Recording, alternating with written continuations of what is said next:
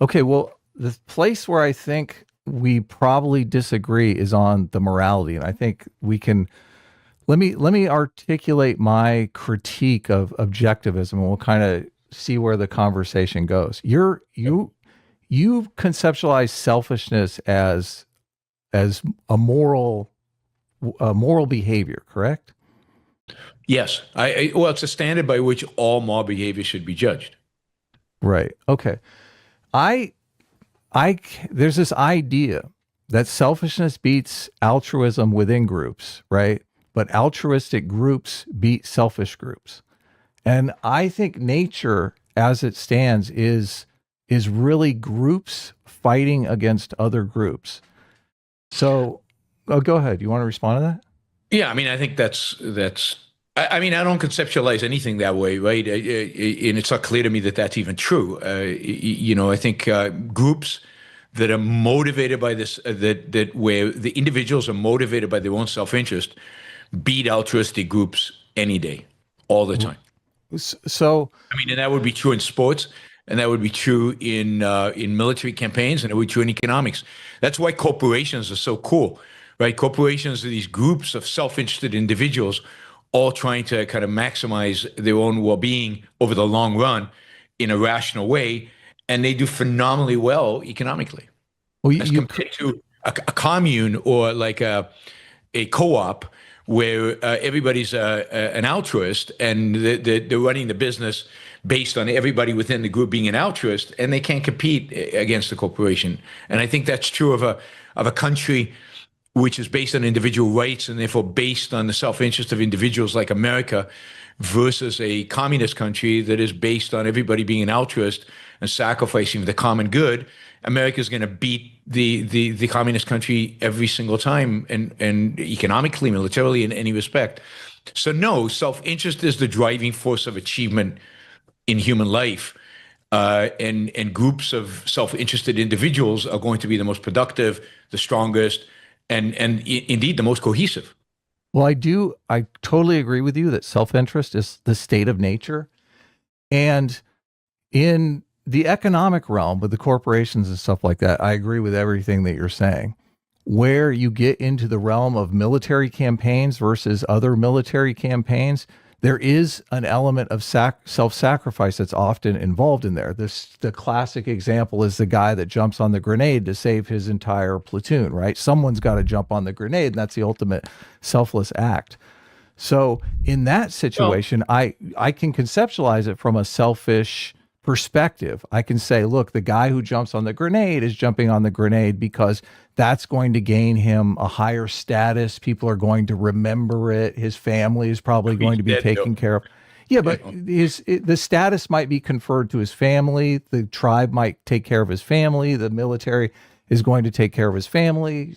I think they even call them gold star families, right? They So take I care of them think going forward. So just let me finish real quick. If the exchange is status for that, the question for me is you have to imbue society where we're going to exchange status for that selfish act. And in objectivism, if you're saying, well, the selfish guy is just a schlub, that he shouldn't be selfish at all, then you're kind of demotivating people from doing these selfless acts.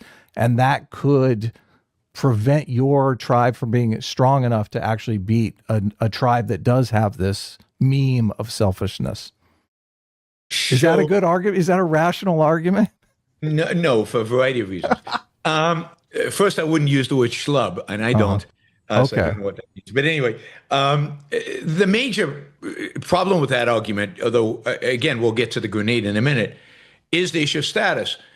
Status is insignificant. It is unimportant.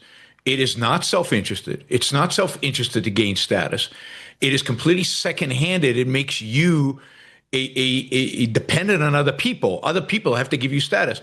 What matters is self-esteem. What matters is your own assessment of your own ability and your own worth, not other people's assessment of your own worth. This is really the theme for those of you who haven't read it of The Fountainhead. You should read it. It's about who you are, not about what other people think of who you are. Who the F cares what other people think? So I'll start with that. But Look, we'll go back to the grenade. It completely depends on what kind of a political system you're fighting for.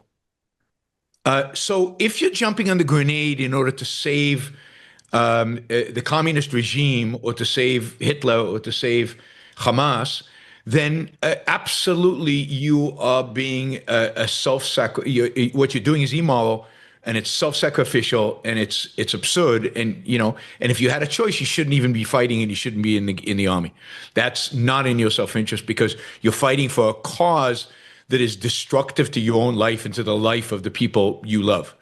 On the other hand, if you're fighting for a cause, for a political system that is essentially based on freedom, and you're fighting in self-defense, that is, you didn't start the war, you're fighting in self-defense, then you're jumping on the grenade because you realize that your life is not worth living under slavery. You realize that this is what's required for the people you love, you care about in a selfish way, what's required for them to preserve their freedom. So you're jumping in the grenade because you wouldn't want to live in a world in which you don't jump on a grenade, and therefore you lose, and there's no freedom in the world. So you're fighting for a selfish value, which is freedom for you and the people you love. Otherwise, don't fight. Otherwise, stay home. That is the only, and this is why it's also true that self-interest limits war. It reduces war, it reduces conflict, because fighting is the last thing you want to do. You're risking your life, which is horrible. You only have one of those. You don't care about status after you're dead, but you do want the people you love to be free, not taken care of. Taken care of is terrible. Being taken care of is, again, serfs are taken care of. What you want is freedom. So if you're fighting for freedom, it's worthwhile, and you need to limit the wars to those wars that are necessary to preserve your freedom, and there are not many wars like that. Well, I agree with most of what you said. Generally, self-interest and capitalism induce peace. Well, I agree with most of what you said. The only part I would push back on is that the separating status from human nature.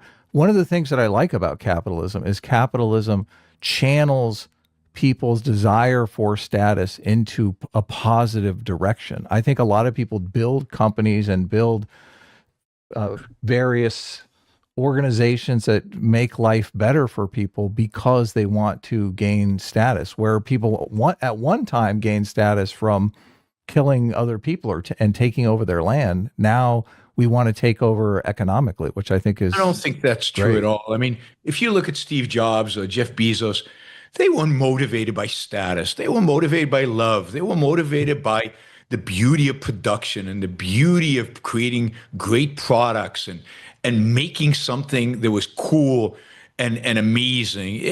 They weren't motivated by being at the top of some kind of heap or something like that. So no, I don't think people are at all motivated by status. I mean, some people are, but it's irrational, right? I mean, the beauty of human beings is that much of the values we choose are chosen and not embedded in our DNA. Some people do try to achieve status, and they're typically unhappy and not very successful people. I think the people who really succeed in life are people who don't care about status, whose status doesn't even enter their thinking. They care about, producing, taking care of themselves, and enjoying what they do. And pursuing productivity because they know that productivity is where they're going to get their self-esteem, and that's how you gain happiness. So status is an irrational motivation that many people engage in, but they typically go into politics, which is not a particularly productive field. And it's not a motivation that actually leads to happiness or success in any kind of way. And again, I think status, the orientation towards status is not genetic, it's social. And it's driven by an altruistic morality that tells you that morality is all about the other. Other people are more important than you. Other people's opinions are more important than you. What other people do, other people say is what's important. And an objectivism, reject that completely. What's important is what I think, not what you think. That's fascinating. So your look, I think people do put too much emphasis on status. So I agree with you there. I think disciplining yourself not to be obsessed with status, I think is a good thing. Ultimately, I do think a lot of people do focus on status, maybe to their own detriment. I don't know if you could separate it from human nature though. So that's the only place where I mean, I don't it's think tough for me to status is in human conceptualize it that nature. way. I think we overestimate what human nature is. Human nature is to be rational. And that opens up possibilities of what exactly kind of rational or what we actually do. That, it's up to us. We have free will and we get to shape our nature. So to a large extent, human nature is a myth if you go beyond the idea of we have certain capabilities, but we have certain inclinations, but our ideas and status is an idea. It's the idea that other people are more important than you. That is learned. That has nothing to do with human nature. Human nature is to be rational and to choose the best, to choose values. Which values? Based on what? That is all up to human choice. So is it fair to say that you conceptualize status as bad because you're giving other people power over you? Is that Yeah, kind absolutely. of what you're saying? Yeah. Okay, that's Well, totally fascinating. I, You want to jump I, in, Sitch? Go ahead. yeah, I think that I definitely agree that it is in human nature to have the potential to be rational. I don't think people are born. I always say this. I don't think people are born with free will. I think you have to kind of fight for it. And, but in terms of like the status question, it's interesting because the way that I think that I conceptualize it, I think the way that Adam conceptualizes is that it's hard for me to imagine that you would have an animal that would evolve that exists in some sort of group-based structure like humans that doesn't have some sort of evolved tendency towards hierarchical organization or status-seeking behavior. And it's hard to see like how you could have, hunter-gatherers or really any human society where there is not a hierarchy that comes out of status and competency. And that is sort of how people know like who to follow, who has the good ideas, as opposed to everyone just trying to do their own thing and not work together. So a few things there. First, I want to agree with you in a sense. I think that rationality is something you have to own. You have to work at. You have to actually engage. We have an on-off switch, which is what I think free will ultimately is. It's the on is think, the off is don't think, and many people choose not to think. So in that sense, once you choose not to think, free will is irrelevant. It becomes irrelevant because you're not a rational. You're not in that sense a rational being. You're a mimicking being. You start mimicking everybody else because that's how you survive.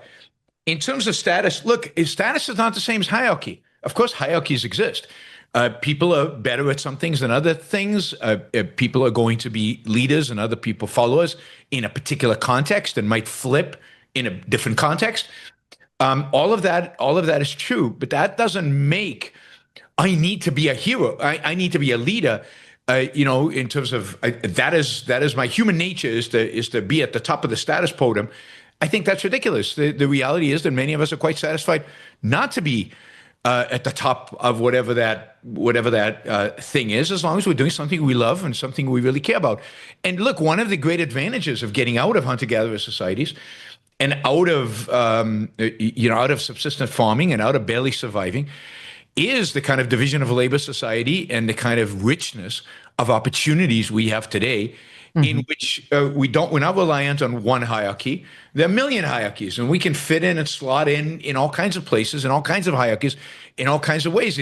In some places, I'm at the top in the hierarchy, and in some places, I'm at the bottom. And I don't really care if I'm at the bottom in some hierarchies because those are those are the kind of choices I've made about my life.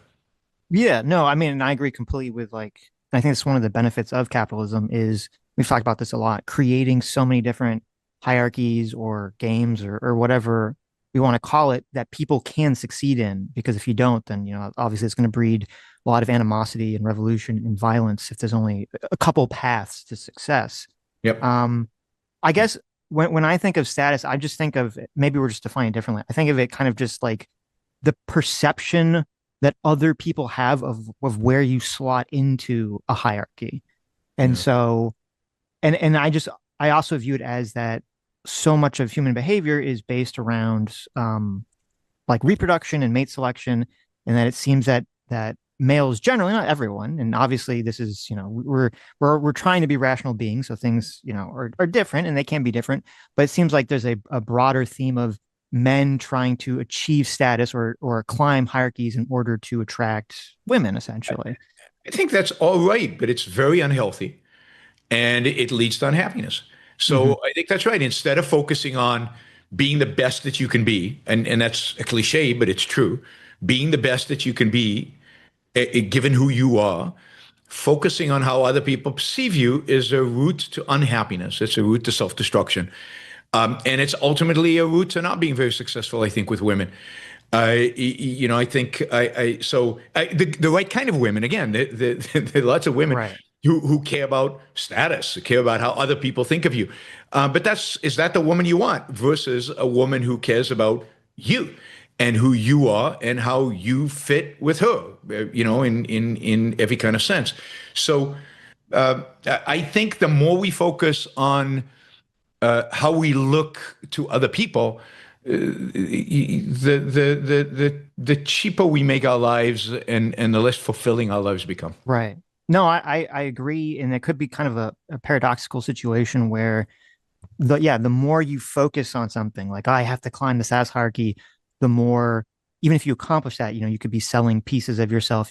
Could becoming a more, degenerate or immoral person, or you could be in a more unhappier state where if you are more focused on yourself and just trying to be the best you can be, you will hopefully naturally attract better people around yourself, Exactly. better life circumstances around yourselves, and things of that nature. So Exactly. yeah, I mean, I agree. I think it's kind of like that this is the human nature that I guess that we're fighting against constantly, and that's sort of what is where a lot of our problems come from. But I want to ask you about, because you were talking about self-interest, and what exactly do you mean when you use that phrase? I mean, that which is in the interest of the individual, and what I mean, and when I think about interest, I mean that which promotes an individual's flourishing, happiness, Hmm. well-being. And I think some of those things are universal. That is, I think there's certain principles that every individual must pursue if they're going to achieve flourishing and happiness. And then, of course, there are lots of optional values in terms of the particulars. Those are all personal, and those are all going to be different. But they are guiding principles, and those are the moral principles. So I view morality. Morality is that field in philosophy that should teach you how to live a flourishing, successful, prosperous, ultimately happy life. That's the function of the field of morality, and that's how Aristotle, by the way, viewed it. Hmm. Can self-interest lead people down either destructive paths for themselves or for everyone around them?